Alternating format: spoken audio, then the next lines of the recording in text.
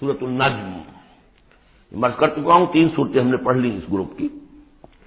سورۃ قاف وہ جامع ہے منفرد مزاج کی، پھر سورۃ الذاریات اور سورۃ الطور یہ آپس میں جوڑے کی شکل میں۔ اس میں آپ نے نہیں دیکھا کسی بھی رسول کا تذکرہ، اس میں جو بھی ہے یا قیامت کے احوال، جنت اور دوزخ، اور یا یہ کہ اللہ تعالیٰ کی نعمت ہے، اللہ کی قدرت ہے۔ اب یہ جوڑا ہے سورۃ النجم اور سورۃ القمر، اس میں بعض مضامین خاصے مشکل بھی ہیں دونوں صورتوں میں۔ بسم اللہ الرحمن الرحیم والنجم اذا ہوا، قسم ہے ستارے کی جبکہ وہ گرے۔ اور عجیب بات یہ مشابہت یہ ہے کہ اگلی صورت جو ہے اقتربت الساعۃ وانشق القمر، چاند کا پھٹ جانا، 2 ٹکڑے ہو جانا، یہاں ستارے کا گرنا۔ والنجم اذا ہوا، قسم ہے ستارے کی جبکہ وہ گرتا ہے۔ یہ ہوا کے ساتھ ہوا جو بنتا ہے فعل ماضی، تو ہوا یہوی کہتے ہیں گرنا، نیچے کو اترنا، اور ہوا یہوا اس کے بعد یہ ہوائے نفس، خواہش نفس، اس سے مضارع یہوا بنتا ہے۔ والنجم اذا ہوا، جب قسم ہے ستارے کی جب وہ گرے، ما ضل صاحبکم وما غوا، ستارہ گرتا ہے، گر سکتا ہے، تمہارا یہ ساتھی محمد صلی اللہ علیہ وسلم یہ نہ بھٹک سکتا ہے نہ گمراہ ہو سکتا ہے۔ ما ضل صاحبکم وما غوا، اور نوٹ کیجئے گا یہ اس کا مثنیٰ جو ہے اس مضمون کا آپ کو ملے گا آخری پارے میں، سورہ تکویر ہوئی، وہاں بھی صاحبکم کا لفظ آیا ہے۔ وما صاحبکم بمجنون ولقد رآہ بالافق المبین وما هو علی الغیب بضنین وما هو بقول شیطان الرجیم۔ اصل میں نبی اکرم صلی اللہ علیہ وسلم نے جو حضرت جبرائیل کو دیکھا ہے، ایک تو یہ کہ جب حضرت جبرائیل وحی لے کر آتے تھے تو آپ کو نظر تو کچھ نہیں آتا تھا، فرشتہ نظر تو نہیں آتا تھا، وہ تو عرض کیا کہ وہ تو ایک عالم امر کی شے ہے، اور جو حضور کی شخصیت میں جو عالم امر کا حصہ ہے روح، اس پر براہ راست اس کا نزول ہے، وہ آنکھوں سے نظر نہیں آتا تھا، اس وحی کو آپ اپنے ان کاموں سے نہیں سنتے تھے، وہ تو نغمہ وہی ہے نغمہ کہ جس کو روح سنے اور روح سنائے۔ اور ویسے جب حضرت جبرائیل آتے تھے انسانی شکل میں، وہ ایک بالکل دوسری شکل ہے، وہ تو یہ کہ حضرت دحیہ کلبی جو ہے رضی اللہ تعالیٰ عنہ، وہ بہت حسین صحابہ میں سے بہت صحیح حسین انسان تھے، ان کی شکل میں بالعموم ان کی صورت میں حضرت جبرائیل آتے تھے، لیکن وہ وحی نہیں شمار ہوتی۔ ہم نے ام السنہ وہ حدیث جس میں جبرائیل آئے اور حضور نے فرمایا جبریل تھے جو تمہیں تمہارا دین سکھانے آئے تھے، لیکن وہ قرآن میں نہیں ہے، ام السنہ ہے، وہ ام القرآن نہیں ہے۔ البتہ یہ کہ حضرت جبرائیل کو ان کی اصل ملک کی شکل میں حضور نے اپنی ان آنکھوں سے 2 مرتبہ دیکھا ہے۔ ایک مرتبہ بالکل آغاز میں، جبکہ حضرت جبرائیل جو ہیں ایسے ظاہر ہوئے، حضور اتر رہے تھے غار حرا سے، جبل نور سے، تو آپ کو آواز آئی یا محمد۔ یہ پہلی وحی کے بعد جو فترت ہوئی ہے، کچھ عرصے کے لیے وحی رکی رہی، اس وقت واقعہ پیش آیا۔ آپ نے سامنے دیکھا، پیچھے دیکھا، کوئی نہیں، نظر کوئی نہیں آیا۔ پھر تھوڑی دیر آپ چلے گئے، شاید مجھے کوئی دھوکہ لگا ہے، ایسی میں نے سنا ہے، کوئی آواز نہیں تھی، پھر آیا یا محمد، پھر دیکھا 2-3 مرتبہ کوئی نظر نہیں آیا، کچھ خوف سا محسوس ہوا، تیسری مرتبہ یا محمد، تو اچانک حضور کی نگاہ اوپر اٹھی، تو حضرت جبرائیل فرشتے کی جو اصل شکل ہے اس میں وہ تھے افق پر، اور پورا افق بھرا ہوا تھا اس میں۔ تو اصل ملک کی صورت میں حضرت جبرائیل کو حضور نے اس وقت دیکھا، اور ایک دیکھا ہے پھر عند سدرۃ المنتہا، شب معراج میں، جب ساتھ آئے ہیں لے جانے کے لیے انسانی شکل میں تھے، کوئی سواری بھی ایسی تھی جس کو کہ براق کہا جاتا ہے، وہ بھی محسوس ہے تھی، لیکن یہ کہ جہاں انہوں نے کہا 7ویں آسمان پہ جا کر کہ بس اب آگے میری گنجا، اب آگے آپ کو اکیلے جانا ہے، اس سے آگے اگر میں گزرا میرے پر جل جائیں گے، بے سوز تجلا بے سوز پرم، اگر یکسر منہ برتر پرم، اگر میں نے اب اس سے آگے ایک بال برابر بھی میں آگے بڑھا تو میرے پر جل جائیں گے، اب آگے آپ کا کام۔ اس وقت بھی وہ ان کی اصل شکل میں ظاہر ہوئی حضرت جبرائیل علیہ السلام۔ یہ بات اس لیے ضروری ہے کہ جیسے محدثین جو ہیں وہ اس کی تحقیق کرتے ہیں کہ حضور سے کس نے سنا، اس سے جو روایت کر رہا ہے کہ میں نے اس صحابی سے سنا جو تابعی ہے، آیا ان کی ملاقات بھی ثابت ہے کہ نہیں؟ تابعین کے طبقے کا ایک شخص وہ ہے کہ جس کی عمر ابھی 6 برس کی تھی کہ وہ صحابی فوت بھی ہو گئے، اور وہ کہہ رہا ہے میں نے ان سے سنا، تو پھر وہ حدیث جو ہے محدثین اس کو قبول نہیں کریں گے۔ تو دیکھتے ہیں کہ لنک جو ہے مضبوط ہونا چاہیے۔ روایت ہے نا، ان فلاں ان فلاں ان فلاں، حضور سے فلاں صحابی نے سنا، اس نے سنا، اس تابعی نے سنا، یہ لنک جو ہے یہ ملاقات ثابت ہونی چاہیے۔ تو چونکہ جو حدیث اللہ ہے، یہ قرآن کیا ہے؟ حدیث اللہ، یہ حدیث ہے، احسن الحدیث اللہ الذی انزل احسن الحدیث کتابا متشابہا مثانیہ، یہ ہم پڑھ چکے ہیں سورہ زمر میں۔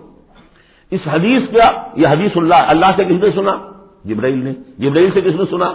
محمد نے۔ تو ان کی ملاقات ثابت ہے۔ اصل ملکی شکل میں حضرت جبرائیل کا دیکھا جانا اس اعتبار سے بہت اہم ہے، اس لنک کو اسٹیبلش کرنے کے لیے اس کو یہاں پہ بیان کیا جا رہا ہے۔ ما ضل صاحبکم وما غوی، تمہارے یہ ساتھی ہے لوگوں، یہ محمد نہ بہکے ہیں اور نہ بے راہ ہوئے ہیں، نہ بھٹکے ہیں۔ وما ينطق عن الهوى، اور یہ جو کچھ کہہ رہے ہیں اپنے جی سے نہیں کہہ رہے، خواہش نفس سے نہیں کہہ رہے، ان هو الا وحی یوحی، نہیں ہے یہ مگر وحی جو ان کی طرف کی جا رہی ہے۔ علمہ شدید القوی، انہیں تعلیم دی ہے، سکھایا ہے اس نے جو بہت طاقتور والا ہے۔ یہاں حضرت جبرائیل ہے جو مراد ہے۔ علمہ شدید القوی، یہ قرآن کس نے سکھایا محمد کو؟ شدید القوی، ذو مرۃ، وہ بڑا زور آور ہے، فاستوی، وہ سیدھا ہوا، وہو بالافق الاعلی، اور افق اعلی کے اوپر وہ محمد کو نظر آ رہا تھا صلی اللہ علیہ وسلم۔ ثم دنا فتدلی، پھر ذرا نیچے کو لٹکا، قریب آیا، فکان قاب قوسین او ادنی، اور پھر وہ اتنے قریب آ گیا کہ جیسے 2 کمانوں کا فاصلہ ہو یا اس سے بھی قریب۔ فاوحی الی عبدہ ما اوحی، پھر اس نے وحی کی اللہ کے بندے کی طرف جو وحی کی۔ وہ وحی کون سی تھی؟ وہ ہے اصل میں وحی رسالت۔ وحی نبوت جو تھی وہ تو شروع میں آ چکی، اس کے بعد یہ فترت ہو گئی تھی، کچھ وقفہ پڑ گیا تھا۔ شروع میں وحی جس سے کہ حضور کی نبوت کا ظہور ہوا ہے وہ تو ہے اقرا بسم ربک الذی خلق، خلق الانسان من علق، اقرا وربک الاکرم الذی علم بالقلم، علم الانسان ما لم یعلم۔ لیکن اب یہ سورہ مدثر کی آیات اس وقت نازل ہوئی، یا ایھا المدثر، جب حضور گھر آ گئے اور پھر آپ نے اپنی اہلیہ سے کہا، خوف زدہ تھے جو بھی منظر دیکھا تھا، ملک کی شکل، فرشتے کی شکل، اب وہ تو حضور ہی نے دیکھا جو دیکھا، ہم تو نہیں سمجھ سکتے کہ آپ نے کیا دیکھا، لیکن یہ کہ اس کے بعد آپ آئے، آپ نے کہا مجھے کمبل اڑا دو، لحاف اڑا دو، لحاف میں اوڑھ کر آپ لیٹ گئے، تو پھر وہ وہی یا ایھا المدثر قم فانذر وربک فکبر، اے لحاف میں لپٹ کر لیٹنے والے کھڑے ہو جاؤ اور خبردار کرنا شروع کر دو لوگوں کو، اور تمہاری اس دعوت کا نقطۂ آغاز تو انذار ہے، اور اس کا ہدف دنیا میں تکبیر رب ہے، رب کو بڑا کرو، اس کی بڑائی منواؤ، اس کی بڑائی نافذ کرو، اس کا نقشہ کھینچا گیا ہے۔ علمہ شدید القوی ذو مرۃ فاستوی وهو بالافق الاعلی ثم دنا فتدلی فکان قاب قوسین او ادنی فاوحی الی عبدہ ما اوحی ما کذب الفؤاد ما رأى، جو کچھ انہوں نے دیکھا ان کے دل و دماغ نے اسے جھٹلایا نہیں، یہ نہیں کہا کہ نہیں یہ کیا ہے۔ دیکھیے ایسا ہوتا ہے کہ کوئی غیر معمولی سی بات آپ دیکھیں تو ایک شخص ہو جاتا ہے میں خواب دیکھ رہا ہوں یا حقیقت دیکھ رہا ہوں، آنچنی بیرین بیداری تو یارم یا بے خواب، اے اللہ جو میں دیکھ رہا ہوں یا ہم دیکھ رہے ہیں یہ بیداری میں دیکھ رہے ہیں، یہ خواب میں دیکھ رہے ہیں، وہ غیر متوقع چیز۔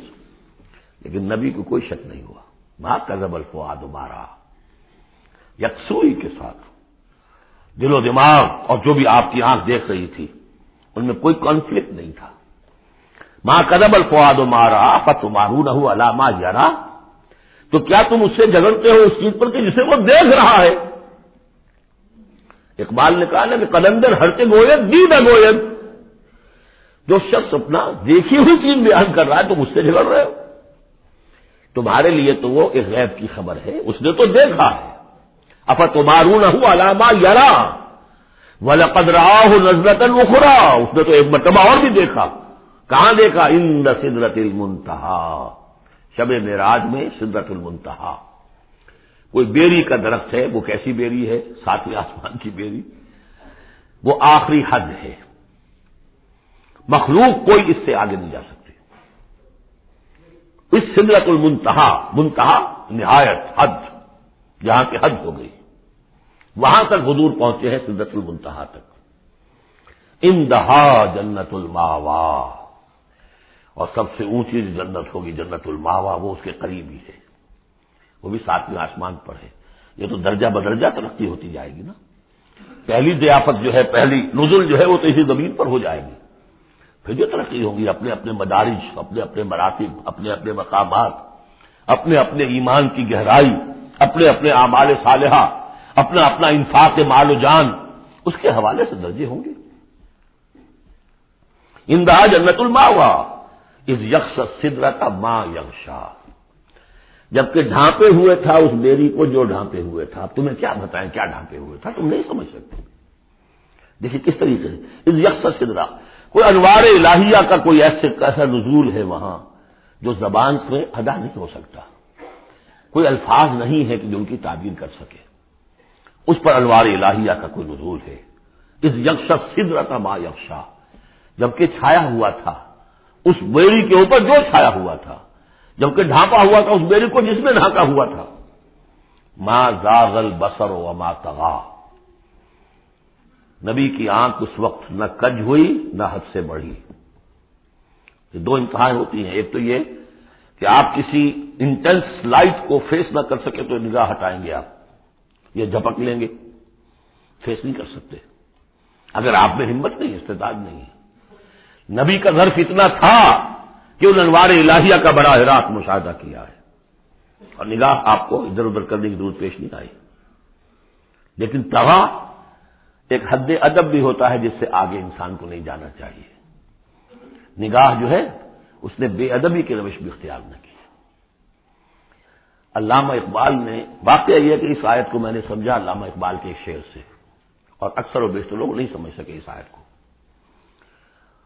ذوق و شوق کے نام سے جو ان کی نظم ہے بال جبریل میں، وہ میرے نزدیک ان کے شاعرانہ جو ان کی استعداد ہے اس میں بلند ترین نظم ہے وہ۔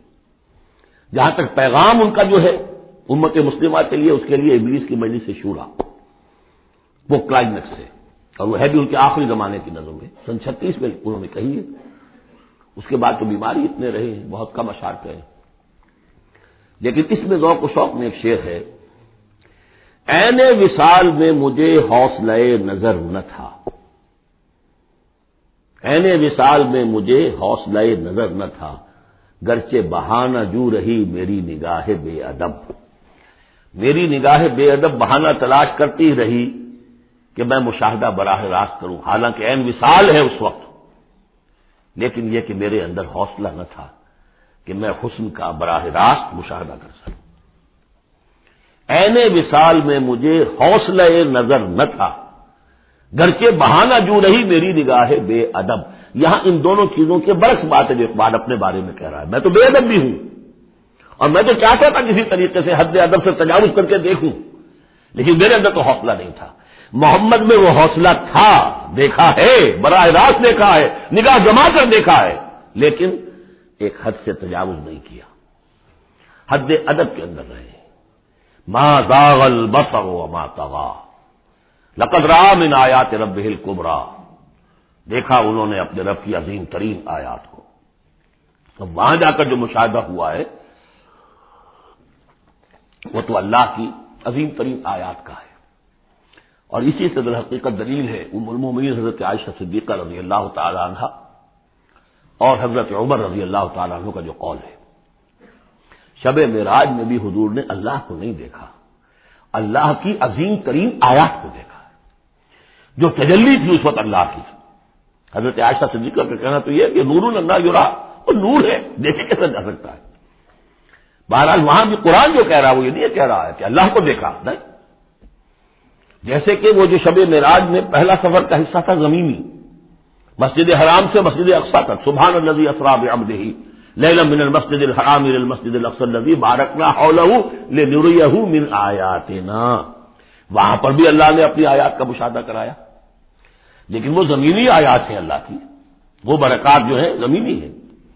یہ تجلی جو ہو رہی ہے یہ ہو رہی ہے اس سدرۃ المنتہا پر، آخری حد ہے، مخلوق کی آخری حد ہے، اس سے آگے کہیے حرم ہے، حریم ذات ہے اللہ کی، جس میں کسی غیر کا کوئی دخل ممکن نہیں۔ اس حد پر جا کر جو وہاں تجلیات باری تعالیٰ تھے ان کا مشاہدہ کیا ہے۔ لقد رأى من آیات ربہ الکبریٰ افرأیتم اللات والعزیٰ، اب یہاں مضامین وہی شروع ہو گئے ہیں جو مکی صورتوں کے ہیں۔ تو کیا تم نے دیکھا ہے، دیکھو تو غور تو کرو تم لوگوں، تم نے لات اور عزیٰ کے بارے میں غور کیا، اور منات الثالثۃ الاخری، تم نے یہ تین دیویاں بنا رکھی ہیں۔ الکم الذکر ولہ الانثیٰ، کیا تمہارے لیے تو مذکر بیٹے تمہیں پسند ہیں اور اس سے تم نے بیٹیاں الاٹ کی ہیں؟ تلک اذا قسمۃ ضیزیٰ، یہ تو بڑی بھونڈی تقسیم ہے جو تم نے کی ہے، کہ خود اپنے لیے بیٹے پسند ہے، اللہ کو الاٹ بھی کیے تو بیٹیاں، اور جن کی حقیقت کوئی ہے ہی نہیں۔ ان ہی الا اسماء سمیتموها انتم وآباؤکم، یہ کچھ نہیں ہے سوائے اس کے کچھ نام ہیں جو دھر لیے ہیں تم نے اور تمہارے آباء و اجداد نے۔ ما انزل اللہ بہا من سلطان، اللہ نے ان کے لیے کوئی سند نہیں اتاری۔ ان یتبعون الا الظن وما تهوى الانفس، یہ نہیں پیروی کر رہے مگر اپنے صرف ظن کی، اپنے گمان کی، ظن و تخمین، اٹکل پچو، یا تهوى الانفس جو خواہش نفس ہے، وشفل تھنکنگ ہے، انہوں نے کچھ چیزیں بنا لی ہیں اپنی خواہشات ہی کو عقائد کی شکل دے دی۔ وَلَقَدْ جَاءَهُم مِّن رَّبِّهُمُ الْهُدَىٰ، جبکہ ان بدبختوں کے پاس ان کے رب کی طرف سے یہ الہدا آ گیا، قرآن آ گیا، محمد آ گئے۔ ام للانسان ما تمنا، کیا انسان کو وہ مل جائے گا جس کی وہ آرزو کرتا ہے؟ فللہ الآخرۃ والأولیٰ، آخرہ اور اولا، اولا دنیا، سب اگلا پچھلا، آخرہ اور دنیا سب کا اختیار مطلق اللہ کے ہاتھ میں۔ وَكَم مِّن مَلَكٍ فِي السَّمَاوَاتِ لَا تُغْنِي شَفَاعَتُهُمْ شَيْئًا، اور کتنے ہی فرشتے ہیں آسمانوں میں کہ ان کی شفاعت ان کے کسی کام نہیں آئے گی، وہ شفاعت کر رہے ہیں للذین آمنوا، اللہ ان کو بخش دے جو ایمان لائے، ان کے حق میں کوئی شفاعت نہیں کرے گا۔ جیسے کہ ہم پڑھتے ہیں سورہ غافر میں، سورہ مومن میں، فرشتے جو ہیں یستغفرون لمن فی الارض، زمین والوں کے لیے استغفار کرتے ہیں، لیکن ان کے لیے کوئی سفارش نہیں ہے۔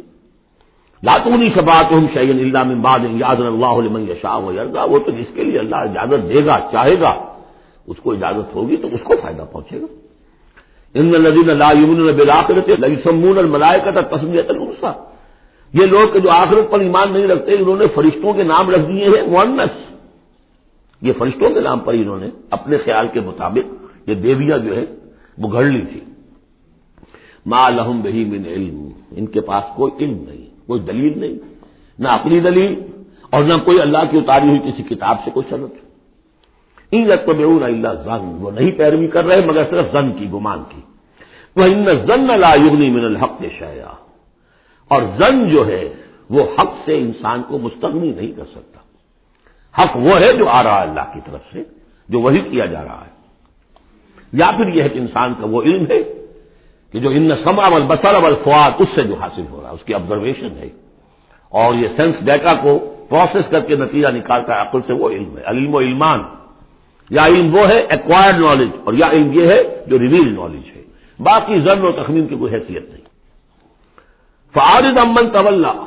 تو اے نبی جو پوچھ بول رہا ہے، روح گردانی کر، آپ بھی اس سے ذرا اعراض کر لیجئے،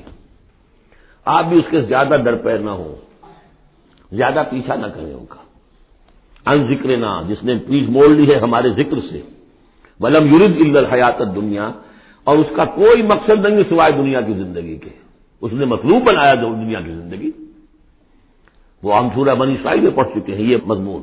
من کان یرید العاجلۃ عجلنا له فیہا ما نشاء لمن نرید ثم جعلنا له جہنم یصلاها مذموما مدحورا ومن اراد الآخرۃ وسعى لها سعیها وهو مؤمن فاولئک کان سعیهم مشکورا۔ تو یہ لوگ جو ہے طالب ہیں دنیا کے صرف، ذالک مبلغهم من العلم، یہ ان کے علم کی رسائی یہیں تک ہے، اس سے آگے ان کے ذہن اتنے چھوٹے ہیں، ان کا درس اتنا تنگ ہے کہ آخرت کا علم جو ہے وہ ان کے ذہنوں میں آ ہی نہیں رہا۔ حالانکہ ذرا وسعت ظرف ہو کہ انسان سوچے کہ کیا بس یہی دن عمر دراز مانگ کے لائے تھے، 4 دن 2 آرزو میں کٹ گئے، 2 انتظار میں، کیا یہ زندگی ہے؟ اشرف المخلوقات، مسجود ملائک، اور زندگی یہ 30 40 50 برس؟ تو اسے پیمانہ روز و فردا سے نہ ناپ، جاویداں ہردم جواں پہم دواں ہے زندگی، وہ زندگی تو بہت طویل ہے۔ ذالک مبلغہم من العلم، یہ دنیا ہی کے اندر الجھ کر رہ گئے، یہی ان کی پہنچ ہے، رسائی ان کی علم میں اور فہم میں یہیں تک ہے۔ ان ربک هو اعلم بمن ضل عن سبیلہ، یقیناً آپ کا رب خوب جانتا ہے ان کو بھی کہ جو اس کی راہ سے بھٹک گئے، وہو اعلم بمن اہتدی، اور وہ خوب جانتا ہے ان کو بھی جو ہدایت پر ہیں۔ وللہ ما فی السماوات وما فی الارض، اور یقیناً اللہ ہی کا ہے جو کچھ کہے آسمانوں میں اور جو کچھ کہے زمین میں۔ لیجزی الذین اساءوا بما عملوا، تاکہ وہ بدلہ دے ان کو جنہوں نے سیئات کمائی ہیں، برائی کمائی کی ہے، بری کمائی کی ہے، ان کو برا بدلہ ملے۔ ویجزی الذین احسنوا بالحسنی، اور بدلہ دے وہ ان کو جنہوں نے نیک کام کیے، اچھے کام کیے، اچھائی کا بدلہ۔ الذین یجتنبون کبائر الاثم والفواحش الا اللمم، دیکھیے تیسری مرتبہ وہ مضمون آ رہا ہے، بڑے بڑے گناہ ان سے بچو، کبائر سے بچو، پہلے یہ طے کرو۔ اصل میں تو ان کا مرحلہ اثر کرنا مشکل ہے، ہوتا کیا کبائر میں سے کسی ایک کو تو آدمی کہتا ہے مجبوری ہے جی کیا کروں، اس میں تو ملوث ہے، اب سود کے بغیر تو نہیں ہے صاحب، فیکٹری چلانی ہے، مل چلانا ہے، کیسے ہوگا، لہٰذا یہ تو میری مجبوری ہے۔ ملازم کہے گا رشوت کے بغیر تو گزارا نہیں ہوتا، کہاں سے میں بچوں گی تعلیم کا بندوبست کروں، کہاں سے لاؤں، مکان کا کرایہ کہاں سے دوں۔ ایک دفعہ میں جا رہا تھا وابڈا ہاؤس میں، آڈیٹوریم میں، وابڈا آڈیٹوریم میں ایک سیرت کی تقریر تھی میری، تو جو مجھے گاڑی لینے آئی اس کے ڈرائیور کو میں نے دیکھا کہ بڑا نوجوان سمارٹ تھا، تو میں نے اس سے گفتگو ایسے درمیان میں کی، تو میں نے کہا کہ بھائی کوئی تیل ویل بیچتے تو نہیں ہو؟ کیوں جی بیچتے ہیں، ضرور بیچتے ہیں، دھڑلے سے بیچتے ہیں اور ان کو بتا کے بیچتے ہیں، اور ہم ان سے کہتے ہیں کہ ذرا جو تنخواہ آپ ہمیں دے رہے ہیں اس میں ہمیں ایک کمرے کا مکان لاہور میں لے دیں، پھر ہم تیل نہیں بیچیں گے۔ دلیل ہے تو بہرحال کبائر کو تو آدمی نے کر لیا کسی نہ کسی دلیل سے اپنے لیے جائز۔ بھائی اگر نہیں ہوتا گزارا تو تم چھابڑی لگاؤ نا، چھابڑی والا تو لے آتا ہے شام تک، جو اینٹیں ڈھو رہا ہے وہ بھی شام کو 60 روپے لے رہا ہے، تو 70 روپے لے رہا ہے، 100 روپے لے رہا ہے، کیوں ڈرائیوری کر رہے ہو،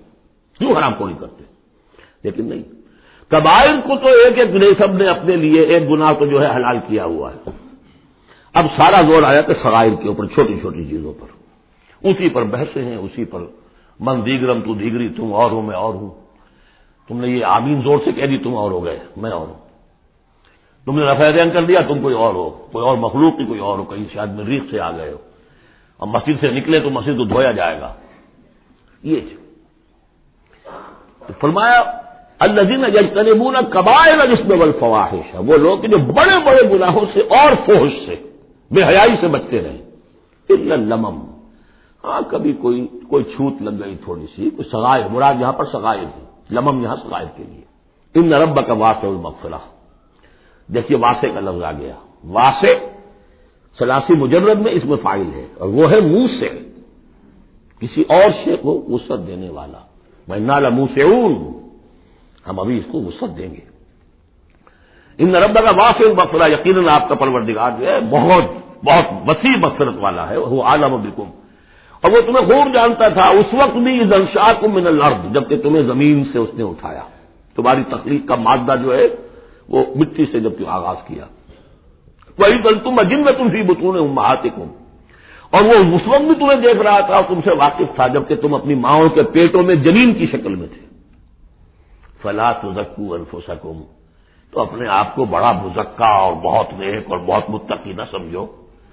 اللہ کو معلوم ہے، اللہ عالم بمن اتقى، وہ عالم بمن اتقى، وہ خوب جانتا ہے جو تقوی والا ہے۔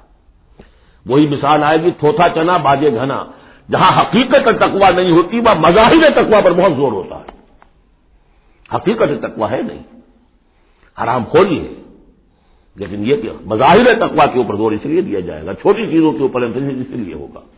فلا تزکوا انفسکم، نہ اپنے آپ کو سمجھو بڑے متقی اور بڑے پاک اور بڑے پاک باز،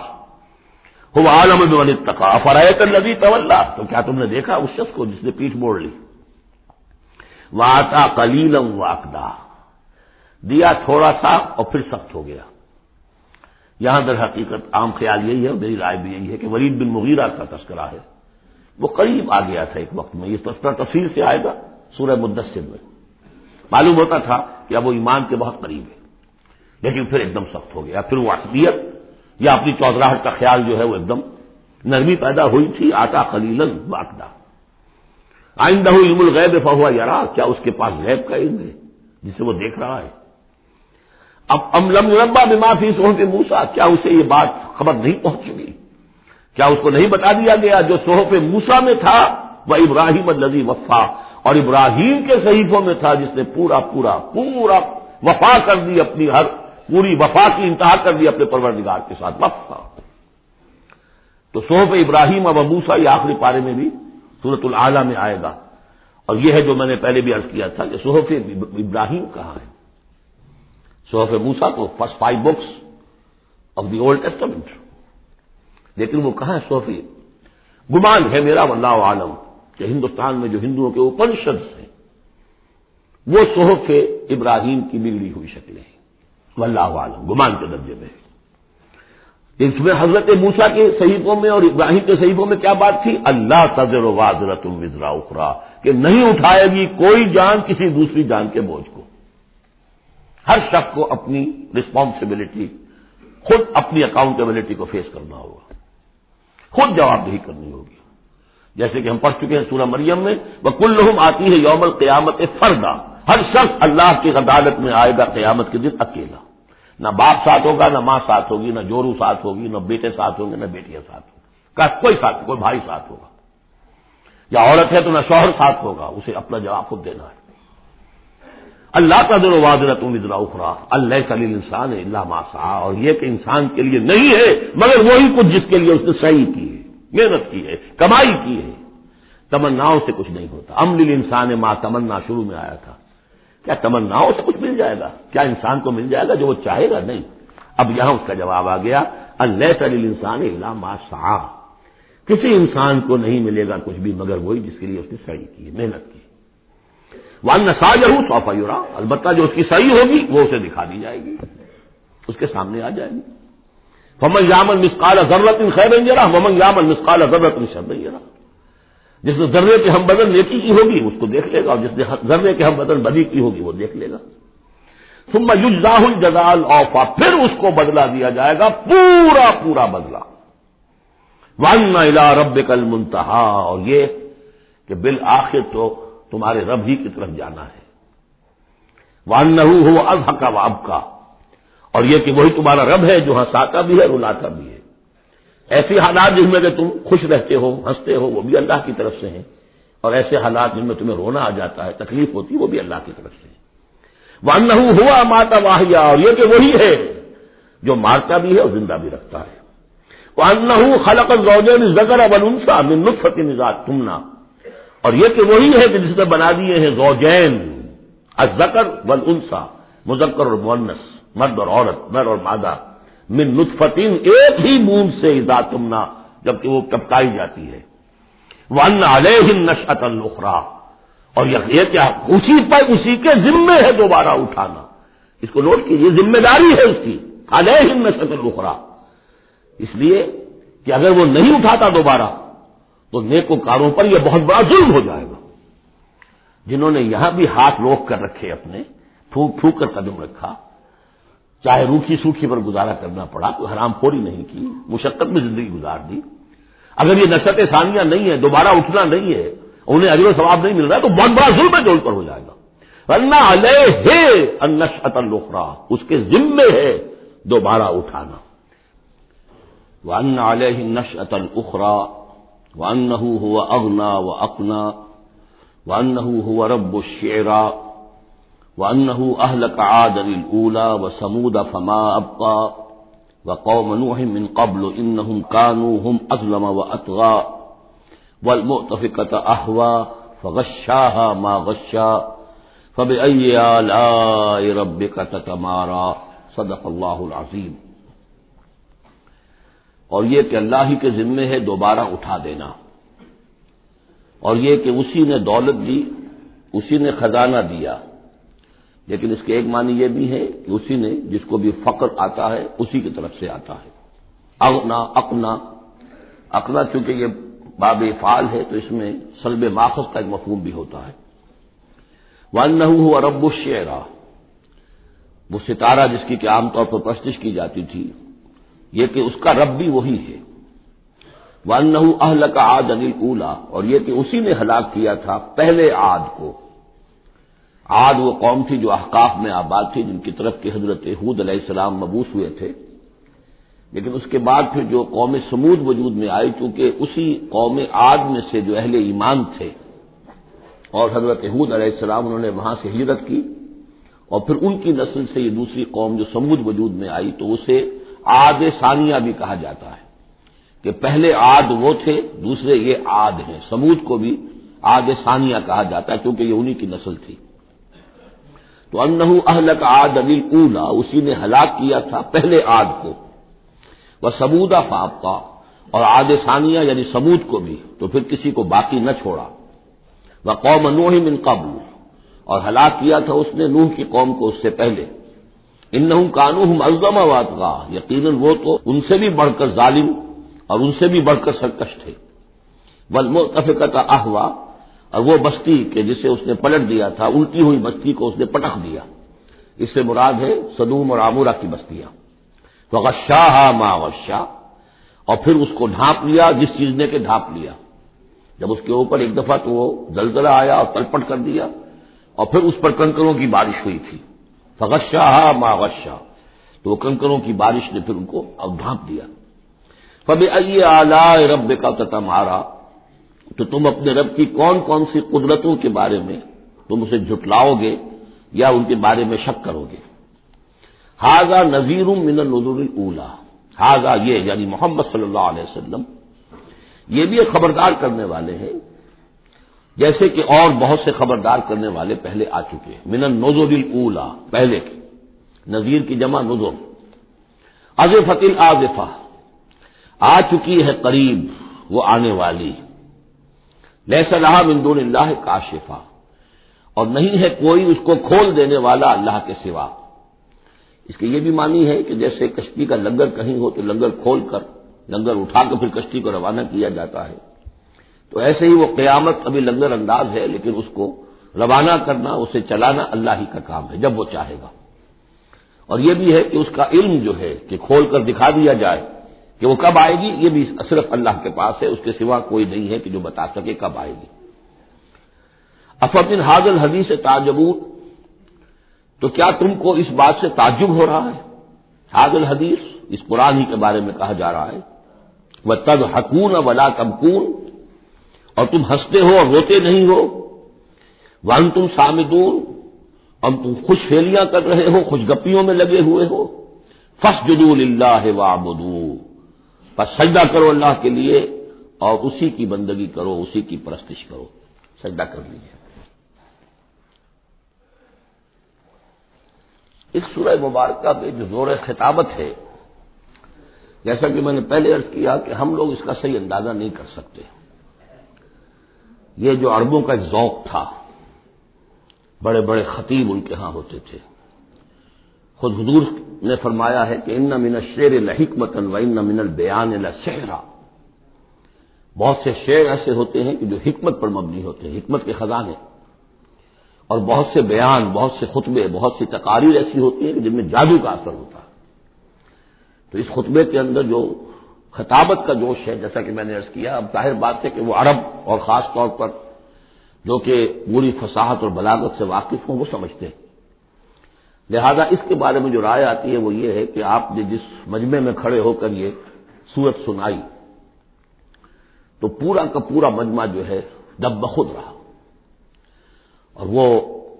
ساکت و صامت ہو کر اس کو سنتے رہے۔ وہ کافر بھی تھے، اہل ایمان بھی تھے، بڑے بڑے دشمن بھی تھے حضور کے، لیکن یہ کہ اس کا ایسا زور تھا، اتنا اثر تھا، اتنی تاثیر تھی کہ دم بخود رہے، اور آخر میں جب حضور نے یہ آیت پڑھی تو سب کے سب سجدے میں گر گئے۔ البتہ بعد میں پھر انہوں نے بات بنا لی ایک، اور وہ واقعہ ہے تلقا غرانیق العلا کا، جب ان سے کہا گیا تم بھی سجدے میں گر پڑے محمد صلی اللہ علیہ وسلم کا یہ کلام سن کر یا قرآن ان کی زبان سے سن کر، تو انہوں نے کہا کہ ہم نے تو سنا تھا کہ اسی میں انہوں نے یہ بھی فرمایا تھا جہاں ذکر آیا ہے افرأیتم اللات والعزی ومناۃ الثالثۃ الاخری، تو وہاں محمد نے یہ بھی کہا تھا تلک الغرانیق العلا وان شفاعتہن لترتجی، یہ بڑی اونچی دیویاں ہیں، بڑی اونچے مقام والی دیویاں ہیں، یہ لات اور منات اور عزا، اور یہ کہ ان کی شفاعت کی توقع ہے، شفاعت کریں گے۔ تو ہم نے چونکہ یہ آیت بھی سنی تھی، یہ بھی سنا تھا ان کے زمان سے، لہذا ہم نے سمجھا کہ بس اب جھگڑا ختم ہو گیا، اور محمد نے بھی ہماری دیویوں کو کسی درجے میں مان لیا، جھگڑا تو یہی تھا، لہذا ہم بھی ان کے ساتھ سجدے میں گر گئے۔ لیکن یہ گویا کہ ان کی سکون سازی تھی، یا یہ کہ بعض علماء کی یہ تعویل ہے کہ ہو سکتا ہے کسی شیطان نے جبکہ حضور پڑھ رہے تھے تو یہ الفاظ پڑھ دیے ہوں آواز ملا کر اور انہوں نے سنے ہوں، واللہ عالم۔ لیکن میرے نزدیک اصل میں اس صورت کی تاثیر تھی، اس کی اتنی ہیبت تھی اس میں کہ اس کے نتیجے میں جب آخر میں یہ حکم آیا سجدہ کرو اللہ کو اور بندگی کرو اسی کی، تو وہ سب کے سب گویا کہ بے اختیار جسے ہم کہتے ہیں، فَأُلْقِيَ السَّحَرَةُ سَاجِدِينَ، جیسے القیہ کا لفظ آیا ہے کہ وہ جادوگر جو تھے حضرت موسیٰ علیہ السلام کا جو مقابلہ کرنے آئے تھے، فعل مجہول ہے، گرا دیے گئے جادوگر سجدے میں، جیسے کسی نے ان کو پکڑ کر اور الٹا کر دیا اور سجدے میں گرا دیا، یعنی بے اختیار کرنا انسان کا۔ تو ایسا ہی معاملہ اس صورت کے سننے پر بھی ہوا ہے، واللہ عالم۔ بارک اللہ لی ولکم فی القرآن العظیم ونفعنی وإیاکم بالآیات والذکر الحکیم۔